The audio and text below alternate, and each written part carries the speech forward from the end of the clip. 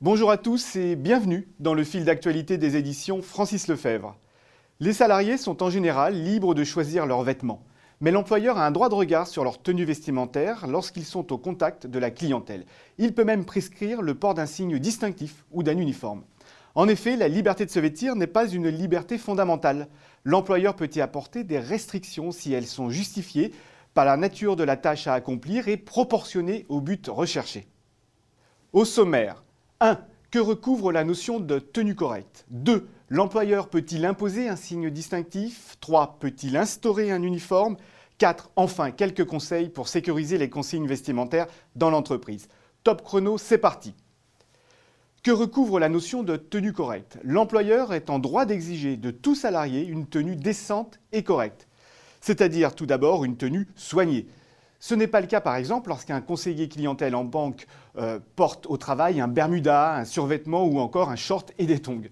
Concernant les jeans, tout dépend de leur état, des fonctions exercées par celui qui les porte et du reste de la tenue. L'entreprise peut-elle imposer aux hommes de porter un costume et une cravate ? La réponse est fonction du poste en question. Oui pour le personnel d'accueil d'un hôtel de standing, un refus peut fonder un licenciement. Non pour des ambulanciers ou techniciens d'exploitation. S'agissant des femmes, l'employeur peut sanctionner le port de tenues particulièrement provocantes, transparentes ou laissant apparaître les sous-vêtements. L'employeur peut-il imposer un signe distinctif ? Il peut demander à des vendeurs de s'habiller aux couleurs de la marque du magasin.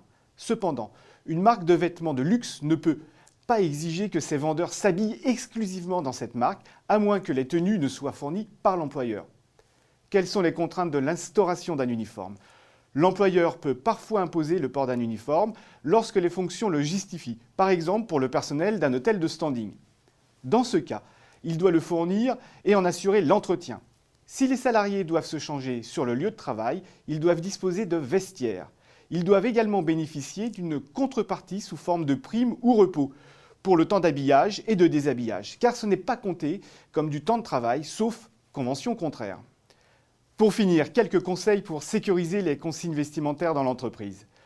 L'employeur a tout intérêt à inscrire précisément dans le règlement intérieur les restrictions justifiées par la nature de l'emploi et la tâche à accomplir et proportionnées au but recherché. Mentionner dans le contrat de travail les obligations qui en découlent pour le salarié. Si un salarié se présente dans une tenue inappropriée, lui enjoindre de se changer en évitant les remarques blessantes. En cas de refus du salarié, appliquer une sanction proportionnée à la faute. Voilà, c'est tout pour aujourd'hui. Merci de votre attention et à très bientôt.